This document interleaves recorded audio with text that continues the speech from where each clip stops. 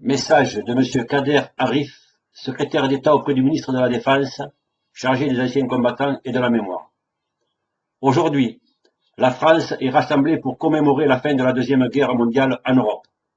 69 ans après la capitulation des armées nazies, nous pensons à tous nos libérateurs, aux combattants en uniforme, opérant sur les champs de bataille en 1940 comme en 1944, aux forces françaises libres, constituées auprès du général de Gaulle, pour poursuivre le combat, aux résistants engagés contre l'occupant, opérant dans l'ombre, aux alliés venus parfois du bout du monde, exprimer leur fidélité aux valeurs universelles de paix, de liberté et de fraternité. En ce 70e anniversaire de l'année 1944, la République rend un hommage solennel à tous ces combattants, artisans de notre libération, ceux venus de métropoles d'Afrique du Nord, engagés dans la campagne d'Italie, qui entrèrent dans Rome le 4 juin 1944. Ceux venus de près de 15 nations, engagés dans l'opération Overlord, qui débarquèrent le 6 juin 1944 en Normandie. Ceux sous le commandement du général Delattre, venus de la métropole, d'Afrique et d'outre-mer, engagés dans l'opération Dragoon qui prirent pied en Provence le 15 août 1944.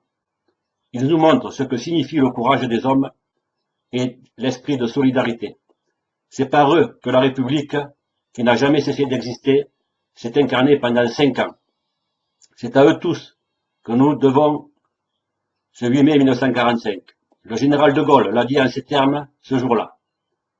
Pas un effort de ses soldats, de ses marins, de ses aviateurs, pas un acte de courage ou d'abnégation de ses fils et de ses filles, pas une souffrance de ses hommes et de ses femmes prisonniers, pas un deuil, pas un sacrifice, pas une larme n'auront donc été perdues.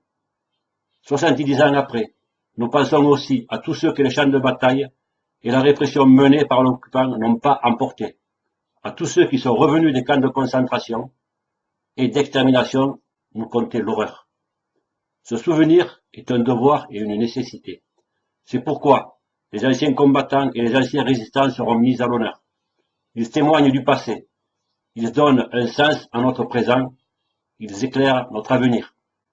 Le 8 mai 1945 constitue une date fondatrice de ce magnifique édifice qu'est l'Europe de la paix. Les commémorations de la Seconde Guerre mondiale nous invitent, dans la fidélité du souvenir, à mesurer le chemin parcouru depuis 70 ans et les sacrifices endurés pour nous offrir la paix en héritage.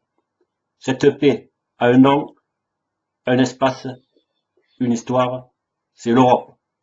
Elle a su nous préserver de la guerre et garantir la fraternité des peuples. Veillons à en assurer ensemble le destin.